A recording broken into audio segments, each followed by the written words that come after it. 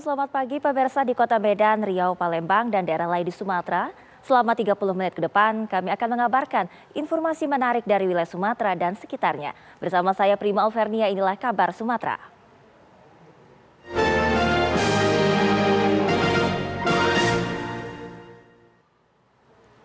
Pelaku kejahatan seksual sesama jenis dengan korban seorang remaja ditangkap Polsek Batu Aji, Batam, Kepulauan Riau. Kasus ini terungkap setelah orang tua korban melapor ke polisi.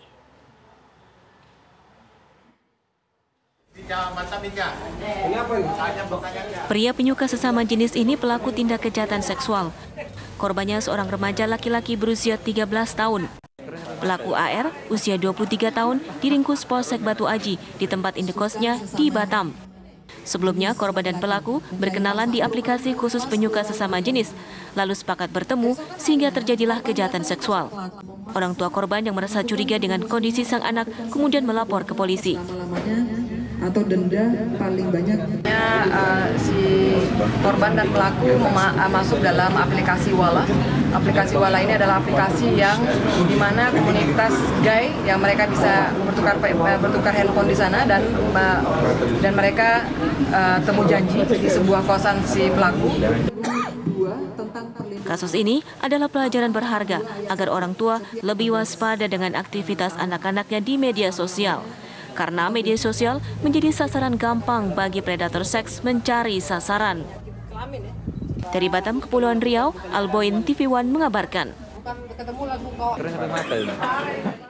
Jasad seorang pria ditemukan di kebun warga di Pali, Sumatera Selatan. Ia dibunuh akibat pelaku sakit hati, korban sering berkata kasar.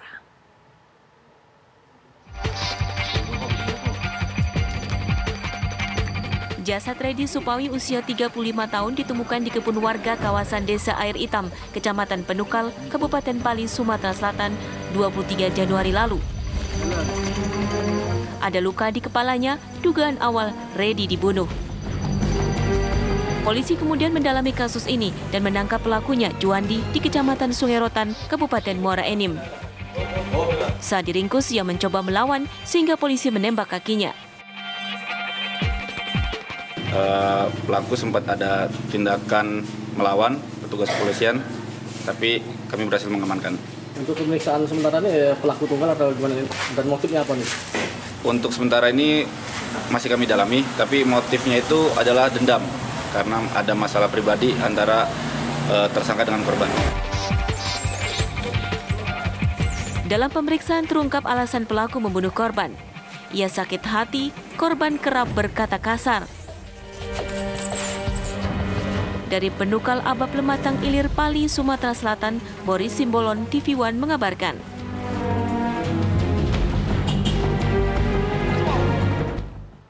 Polres Pesawaran memburu pihak perantara yang menghubungkan korban pasangan suami istri, yakni yang berasal dari Lampung dengan dukun pengganda uang asal Banjarnegara, Jawa Tengah.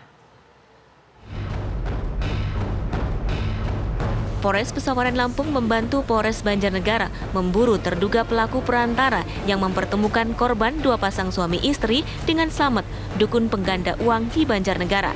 Polres Pesawaran mendalami keberangkatan korban dan yang mengajak para korban untuk berangkat ke Banjarnegara. 4 korban, Irsad, Wahyutri, Suheri, dan Riani, berkenalan dengan dukun Slamet melalui perantara Kijo, warga Lampung Tengah. Mereka berangkat ke Banjarnegara pada Juni 2021 dan Agustus 2021. Hingga kemudian kontak terakhir dengan keluarga pada 12 September 2021. Melakukan penyelidikan sebagaimana yang dimintakan oleh pimpinan terkait dengan keberangkatan korban. Ya, siapa yang melakukan, siapa yang mengajak, kemudian apa yang dibawa. Mudah-mudahan bisa kita ungkap dan bisa bekerja sama dengan Polres Banjarnegara. Dari 12 korban kekejaman dukun pengganda uang Slamet, 4 diantaranya warga Lampung. Semua korban dikubur oleh Slamet di kebun yang berada di lereng bukit di Wanayasa, Banjarnegara, Jawa Tengah. Dari Pesawaran Lampung, Pujiansyah, Nanang, TV One mengabarkan.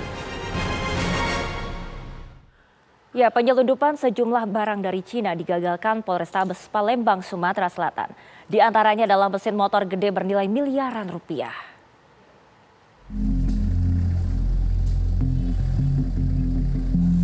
Polrestabes Palembang mengamankan belasan jenis barang impor ilegal dari Cina. Barang disita saat diangkut menggunakan truk box melintas di Jalan Soekarno-Hatta, Kelurahan Talang Kelapa, Kecamatan Alang-Alang Lebar, Palembang. Ada 18 jenis barang, diantaranya mesin motor gede, beragam botol minuman anak berbagai merek, pengisi daya ponsel, pakaian berbagai merek, dan barang lainnya yang nilainya total 10 miliar rupiah. Di sini ditemukan setidaknya ada 18 jenis barang. Di antaranya ada 4 unit mesin Harley Davidson. Kemudian ada barang-barang elektronik dalam bentuk terurai. Ini diduga akan dirakit menjadi sebuah handphone, tapi masih terurai. Kemudian juga ada garment. Untuk sepeda motornya sendiri juga ditemukan ada spare part lainnya, seperti frame, rangkanya sepeda motor.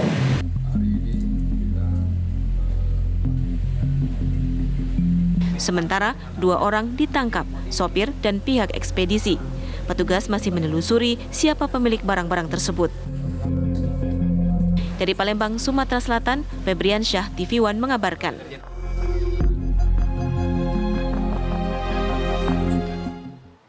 Menghadapi arus mudik Lebaran tahun 2023, SDP Cabang Bakauheni Lampung menyiapkan ada sebanyak 65 kapal besar untuk penyeberangan Merak Bakauheni. Antisipasi meningkatnya arus mudik, baik orang maupun kendaraan, ASDP Bakauheni menambah jumlah kapal penyeberangan di Selat Sunda. Pihak ASDP akan mengoperasikan 7 dermaga yang berada di Pelabuhan Bakauheni. Hal ini untuk menampung jumlah kendaraan dan juga orang yang menyeberang. ASDP menyiapkan 65 kapal penyeberangan besar. Selain dari 59 kapal penyeberangan reguler, ada 6 kapal eksekutif lainnya.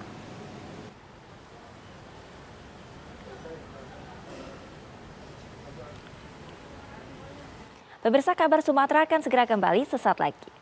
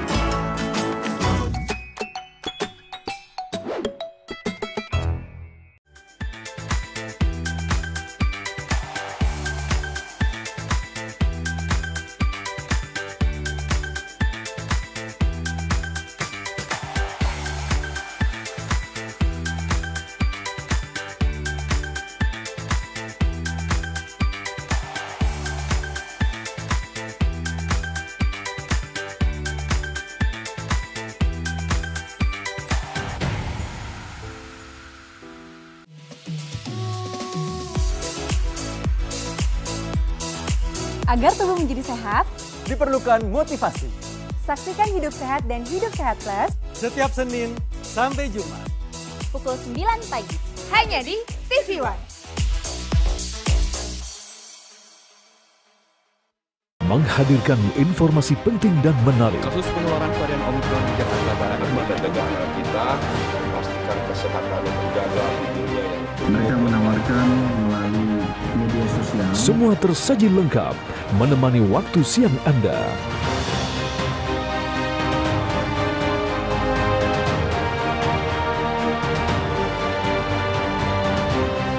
Saksikan Kabar Siang hanya di TV One.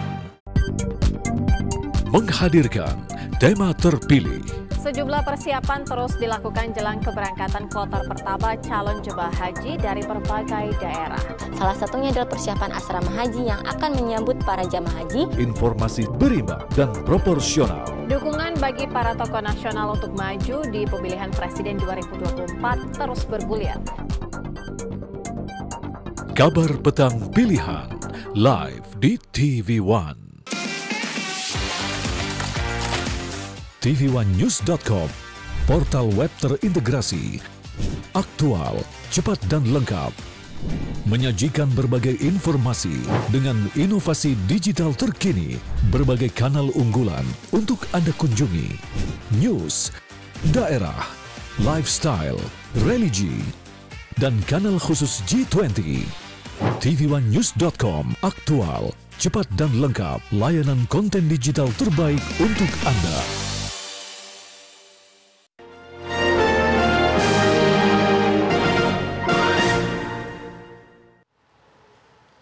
Sinyal pembentukan koalisi besar menguat usai 5 ketua umum partai politik dan juga Jokowi menggelar pertemuan pada awal April lalu. Kelima ketua partai yang hadir merespon positif sinyal yang dikirim Jokowi.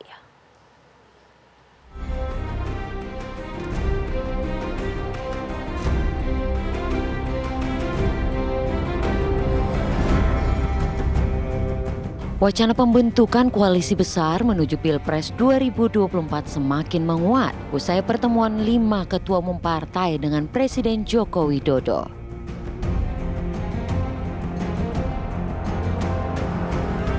Dalam pertemuan silaturahmi Ramadan di kantor DPP PAN tersebut, baik pimpinan Koalisi Indonesia Bersatu yang terdiri dari Partai Golkar, Partai Amanat Nasional dan Partai Persatuan Pembangunan maupun pimpinan Koalisi Kebangkitan Indonesia Raya yang terdiri dari Partai Gerindra dan Partai Kebangkitan Bangsa melontarkan sinyal saling menjajaki bagi terbentuknya koalisi besar menuju Pilpres 2024.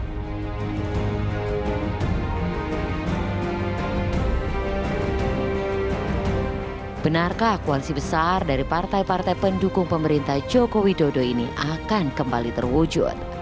Lantas, siapakah capres dan cawapres yang bakal direstui Joko Widodo?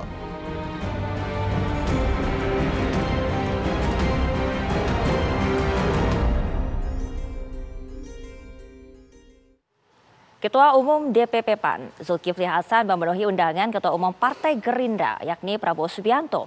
Pertemuan tersebut disinyalir membahas koalisi kebangsaan atau koalisi besar. Zulkifli Hasan dan para petinggi PAN disambut langsung oleh Prabowo Subianto beserta pengurus Gerindra. Pertemuan dalam rangka silaturahmi antar partai politik termasuk rencana koalisi besar. Saat ini semua partai anggota KIB sedang melakukan pembicaraan dengan partai koalisi pemerintah seperti Partai Gerindra, PKB dan juga PDIP.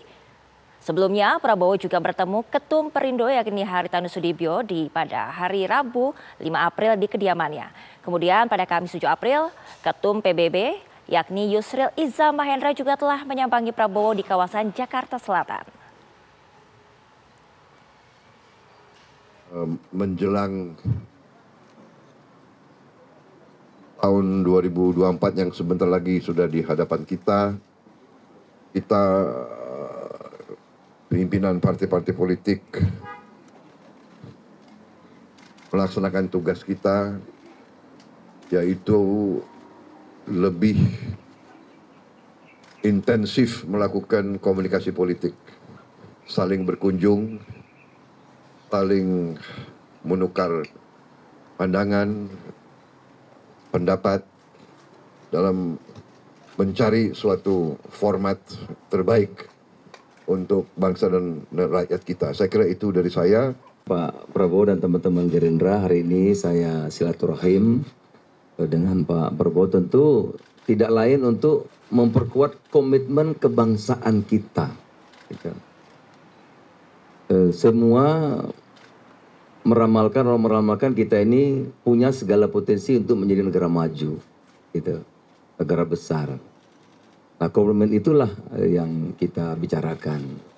Apalagi sekarang sudah masuk tahun politik, tahun 2024 kita akan ada pemilu serentak, gitu. Rencana koalisi besar yang akan dibangun sejumlah partai politik mendapat tanggapan dari Ketua Umum Relawan Pro Jokowi atau Projo. Sementara itu Ketua Umum Golkar Erlangga Hartarto menyebut ini merupakan suatu gelombang besar dalam peta politik terbaru. Ini merapat ke Golkar, Pak. Ini bukan sinyal. Ini namanya bukan sinyal, ini namanya gelombang. Kalau sinyal itu kecil-kecil lepak itu bukan. Apa? Pernyataannya untuk hari ini Pak, Golkar dan Projo Pak. Lo pokoknya selama demi kebaikan bangsa, negara dan kemajuan yang besar-besar itu bagus, termasuk koalisi besar gitu loh. Nggak bisa kita sendiri-sendiri membangun negara kan. Loh, Pak Jokowi kan bilang cocok. Berarti ini Lo Projo, kalau cocok buat Pak Jokowi, ya cocok buat Projo dong. Berarti Projo ke Erlangga nih Pak. Kenapa? Pak Projo ke Erlangga. Ya lihat aja bagaimana dekatnya, begitu aja kan. Simpulin sendiri. Bilang nyari yang melanjutkan Pak Presiden. Loh, maksudnya Pak Erlangga Pak. Loh, sekarang gini, ekonomi kita 3 tahun ini selama pandemi oke gak? Saya tanya, oke gak? Oke. Nah, ini Menko-nya. Berarti Pak Erlangga maksudnya. Loh, iya, ini Menko-nya saya bilang. Pak, Musra Projo kan Pak Erlangga nomor 1 Pak. Mungkin itu untuk implementasi dari. Ya semuanya nanti kan kita serahkan ke Pak Presiden di Musra 21 Mei itu kita serahkan ke Pak Presiden. Yang pasti Pak Erlangga ada dalam bukan hanya radar, ini dalam titik bidik. Nah, gitu. Iya, momen bulan Ramadan dimanfaatkan kelompok-kelompok relawan pendukung bakal calon presiden 2024 untuk mendekati masyarakat. Beragam kegiatan digelar untuk ajang sosialisasi alias menjaring dukungan. Menyemarakan bulan suci Ramadan sekaligus momentum memperkenalkan sosok Puan Maharani. Relawan Puan Surabaya menggelar kegiatan lomba adzan untuk anak-anak sekaligus berbuka bersama warga Surabaya. Kegiatan ini dikemas dengan berbagai acara mulai dari lomba azan, tausiah, serta diakhiri dengan buka bersama dan juga pembagian sembako. Kegiatan ini untuk membantu masyarakat terutama dalam bulan suci Ramadan, dan sementara itu warga sangat berterima kasih dan juga berharap Puan Maharani dapat menjadi presiden dalam Pilpres mendatang. Sementara relawan UMKM Sahabat Sandi di Kota Pekanbaru Riau membuka bazar UMKM makanan ringan. Bazar diikuti puluhan pelaku UMKM sebagai wujud pembinaan untuk memajukan usaha mereka. Relawan berharap bazar bisa membuat taraf ekonomi pelaku UMKM ini meningkat dan juga mengimbangi kenaikan harga bahan pokok menjelang Lebaran. Menjelang maghrib, relawan UMKM Sahabat Sandi memborong makanan ringan produksi UMKM dan juga membagikan sebagai takjil gratis. Langkah tersebut menjadi bentuk promosi dan juga mengenalkan produk UMKM. Saat ini relawan UMKM Sahabat Sandi mengaku sudah membina ribuan unit UMKM di Provinsi Riau. Relawan Tuan Guru Sahabat Ganjar Sumatera Utara TGS Sumut terus berupaya menebar kebaikan pada sesama di bulan Ramadan. Simpatisan ini membagikan takjil kepada Majelis Taklim Hidayatullah Ikram dan juga warga di kawasan Pasar 6, Desa Seibamban, Kabupaten Deli Serdang. Tim TGS Ganjar Sumut menuturkan, selain memberikan sumbangan untuk majelis taklim dan juga takjil buka puasa, tim ini juga mensosialisasikan sosok Ganjar Pranowo yang dinilai layak menjadi presiden pada pemilu mendatang. Sementara itu, sejumlah sukarelawan Ganjar Pranowo yang tergabung dalam Kiai Muda Jawa Timur menggelar kegiatan tadarus budaya dan juga doa bersama di Yayasan Pondok Pesantren Nusa Bakti II, Desa Karangtengah, Prandon Ngawi.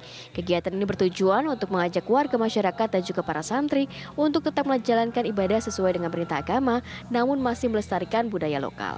Tim TV One mengabarkan.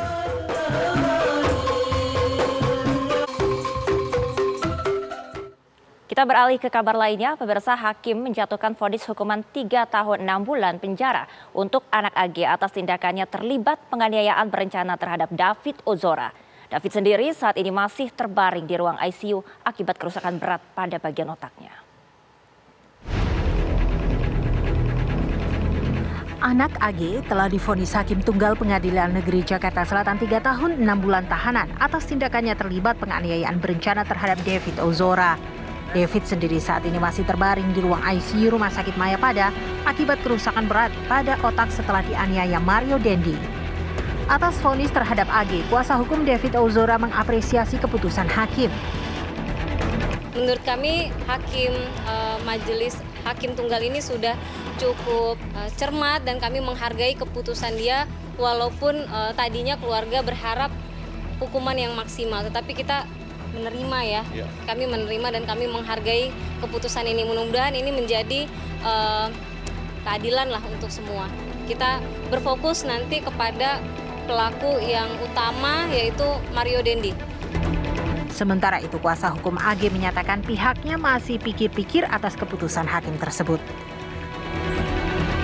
Hakim sudah menyampaikan vonis terhadap anak AG yaitu seperti teman-teman tadi sudah tahu, kami menghormati putusan ini, namun kami akan berdiskusi dulu dengan pihak keluarga mengenai tindakan apa yang akan dilakukan. Pastinya ini fakta-fakta yang ada yang disampaikan oleh Ibu Hakim, ada beberapa yang menjadi catatan kami juga sebenarnya. Tapi ini kami serahkan keputusan di pihak keluarga nanti. Setelah divonis, AG akan menjalani masa tahanan di Lembaga Pembinaan Khusus Anak LPKA. Karena vonis yang dijatuhkan kepada AG lebih ringan daripada tuntutan, jaksa menyatakan pikir-pikir untuk banding. Dari Jakarta, Syahda Yustiza Prayogi, TV One mengabarkan. Pemirsa, kabar menarik lainnya akan kami hadirkan usai jeda.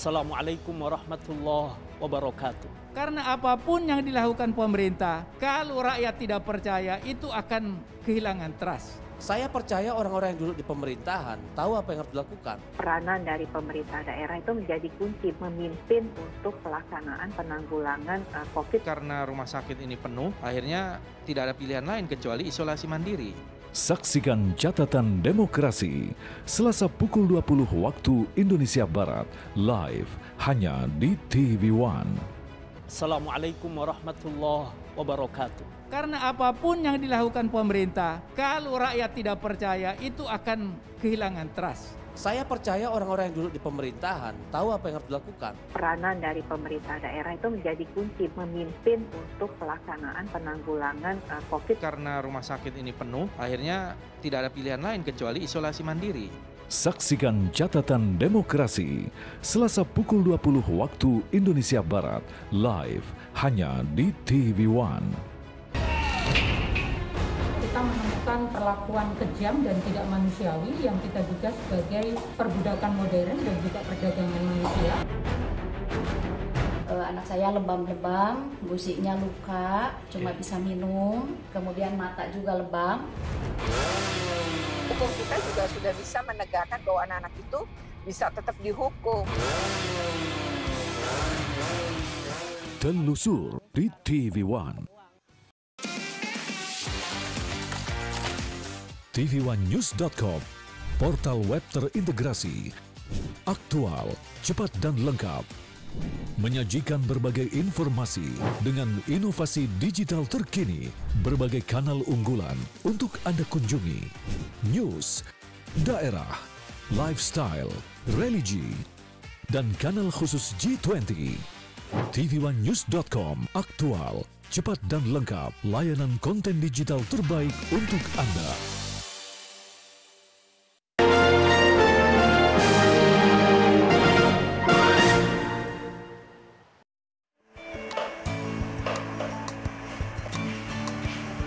Ini namanya rujak mie goyang lidah, makanan untuk sajian berbuka puasa sangat nikmat rasanya. Makanan dengan bahan baku dari mie kuning sangat diminati oleh warga Musi Banyuasin. Makanan rujak mie ini diracik menggunakan mie kuning, empe-empe, bihun putih, kemudian tahu setengah mateng, daun seledri, dan juga ebi udang kering, serta kuah cuka. Rujak mie goyang lidah ini banyak dijumpai khususnya di bulan suci Ramadan. Seperti di kedai kopi goyang lidah di tepian Sungai Musi di Kota Sekayu Musi, Banyuasin. Kedai goyang lidah ini buka setiap hari mulai jam 1 siang hingga jam 9 malam. Untuk satu porsinya, rujak mie goyang lidah ini dibanderol dengan harga cuma Rp10.000 dengan ditambah es teh susu teler. Namanya apa ini, Pak? Rujak mie. Rujak mie. Ya. Nah, cara membuat rujak mie ini bagaimana? Pakai tahu, tempe dipotong, kasih mie, terus kasih timun, taburkan ini ebi. Kasih ebi juga. Ya. Ini memang makanan khas warga Sekayu atau gimana nih?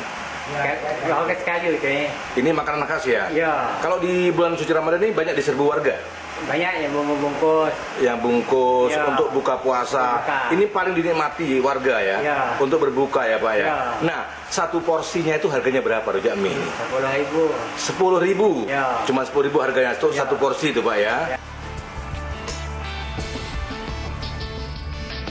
Nah, jika Anda ingin menikmati sajian khas warga musim Banyuasin, Anda bisa datang langsung ke kedai goyang lidah yang sudah lebih dari 35 tahun menjual rujak mie goyang lidah ini.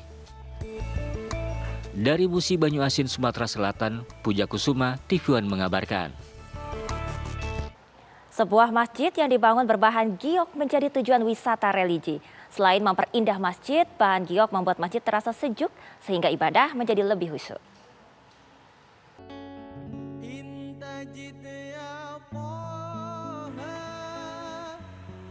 Masjid Agung Baitul A'la atau lebih dikenal dengan Masjid Giok di Nagan Raya Aceh menarik perhatian umat Islam.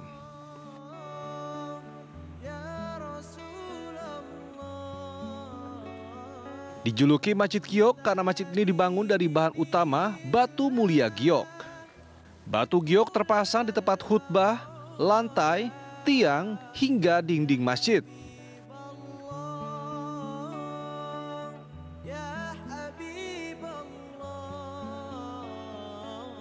Warna alami batu giok membuat Masjid Baitul A'la terlihat indah. Giok yang digunakan berasal dari pegunungan Butong Ate di Nagan Raya.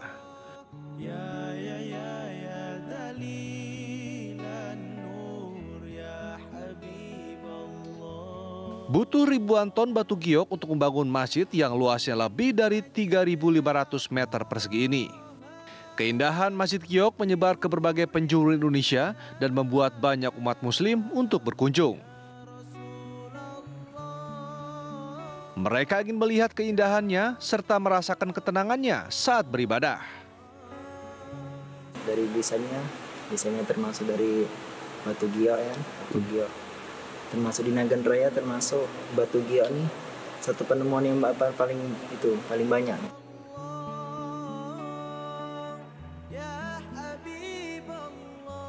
Selain indah, bahan batu giok membuat masjid terasa sejuk walau tidak menggunakan penyejuk udara.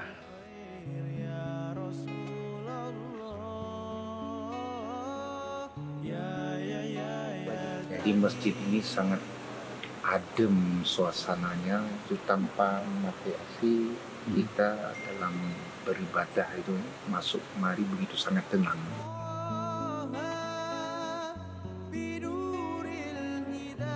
Selama bulan Ramadan, semakin banyak umat muslim yang datang. Sebagian dari mereka berasal dari luar Aceh, seperti Jawa, Bali, dan Kalimantan. Dari Nagan Raya Aceh, Haidir Azhar, TV One mengabarkan.